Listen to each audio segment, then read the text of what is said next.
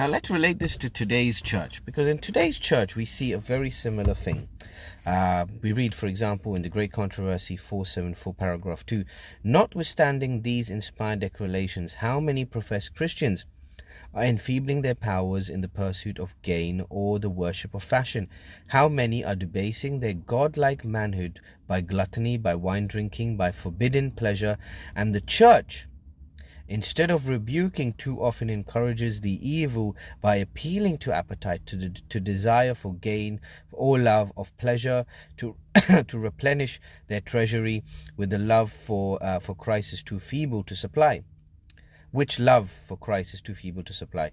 Were Jesus to enter the churches of today, and behold the feasting and the unholy traffic there conducted in the name of religion, would he not drive out those desecrators as he banished the money changers from the temple?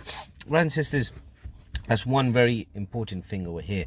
The Corinthians accepted Jesus Christ. They accepted their uncleanness, repented, and then started doing the good works that were pleasing in the eyes of God. Whereas in today's church, so many churches, so many elders and pastors and leaders are happy to allow these desecrators, happy to allow unholy men into the church so that their treasuries be replenished. We've seen recently in the case of ADRA and the General Conference and their sort of unholy relationships with the UN, with the WHO, with these sort of worldly organizations, so that they can receive funding, USAID, so that they can receive all of this funding and replenish their treasuries, that the leaders and the pastors within there are able to, you could say, live the life of luxury and have, like she says over here, manhood by gluttony, by wine drinking, and by forbidden pleasure.